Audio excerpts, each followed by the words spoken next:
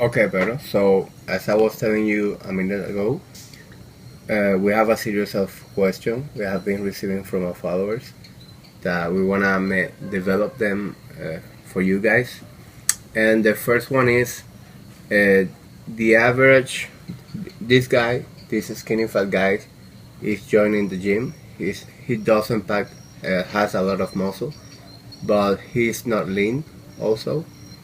What is the right thing to do? Should he start a long gaining phase, or he should rather focus on getting lean and then making some gains?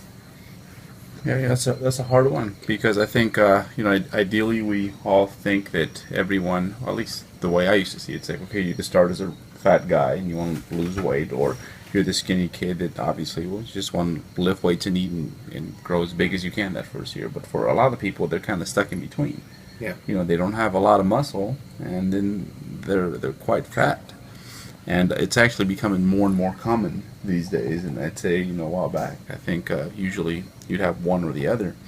Um, so, long story short, I think in that situation, uh, especially if they're very untrained, I would probably have them somewhere where they'd be at maintenance calories, more or less. Okay.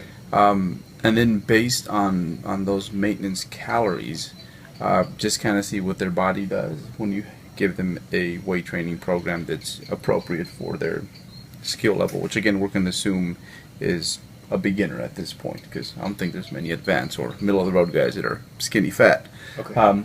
So you'd have him do that, and then based on that, just kind of see where his body goes because you might have a really good responder to weight training, and 3 months from there he's gonna have this big recomp where he's at a relatively good body fat and quite muscular, and then you just continue through that trend. Okay. And something I have seen is, in my experience, is that these guys make the newbie gains, Mm-hmm. and while eating at maintenance, they will get more muscle and even lose fat along the way.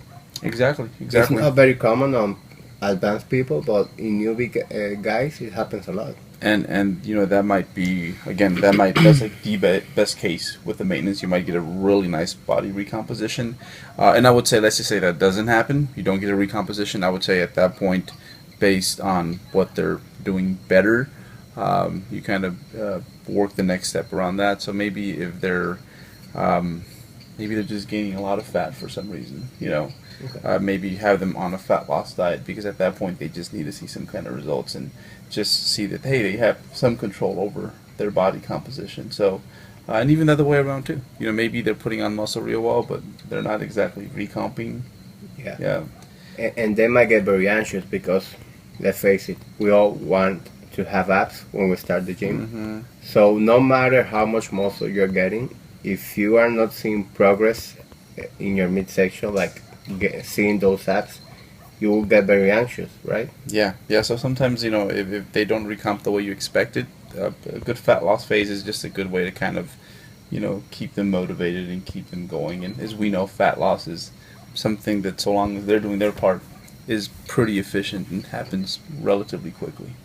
Okay, so in a nutshell, the right thing to do is to eat at maintenance and Mm-hmm. start a good and solid training program. Run it for at least 2 or 3 months. See what happens with your body, and I think by then you'll have a pretty good idea of what you should do next, right? Mm-hmm. Exactly. If they recomp, keep doing that. If they don't, then maybe have a little fat loss phase in there so they feel good about themselves. Perfect. I guess that's it.